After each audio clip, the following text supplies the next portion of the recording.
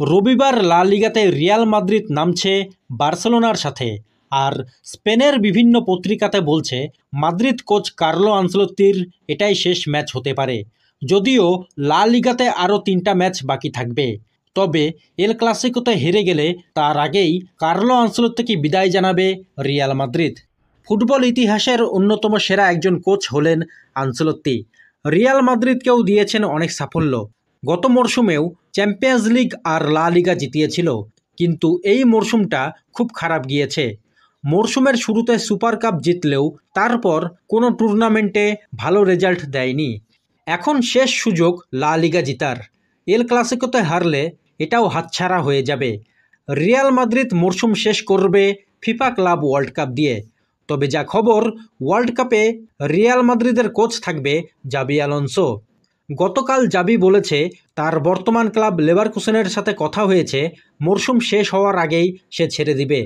এদিকে ব্রাজিলও কনফার্ম করেছে Real Madrid Carlo আনচেলত্তিকে ছেড়ে দিলেই তারা সাইন করে নিবে তাকে।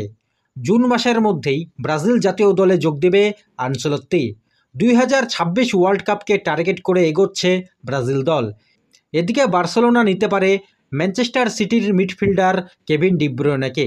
মরশুম শেষেই ক্লাব ছাড়বে ম্যানচেস্টার সিটির এই লেজেন্ড। কিছুদিন আগে শোনা যাচ্ছিল লিভারপুল তাকে নিতে চায়। তাদের কোচ স্লট বলেছে কেভিন ডি ব্রুয়নে এখনও বিশ্ব ফুটবলের অন্যতম সেরা একজন মিডফিল্ডার। যে কোনো দলে প্রথম একাদশে থাকতে পারবে এই বয়সেও।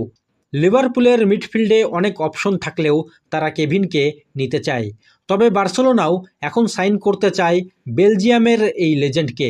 বার্সেলোনা দলে অনেক মিডফিল্ডার থাকলেও তারা বেশিরভাগ ইয়ং। ডি ব্রুয়নার অভিজ্ঞতার জন্য বার্সা কোচ হান্সি ফ্লিক তাকে নিতে চাচ্ছে। ম্যানচেস্টার সিটিতে এতদিন খেলার জন্য ডি ব্রুয়নে বার্সেলোনা দলেও পারফেক্ট ফিট হবে। কারণ পেপ গার্দিওলা যে স্টাইলে সিটিকে খেলায়, হান্সি ফ্লিকও সেম স্টাইলে বার্সেলোনাকে খেলাচ্ছে। এদিকে সৌদি আরব থেকেও অনেক বড় অফার আসছে। এমনকি মেসির ক্লাব ইন্টার মিয়ামি অনেক দিন ধরে চেষ্টা করছে ডি ব্রুয়নেকে নেওয়ার জন্য।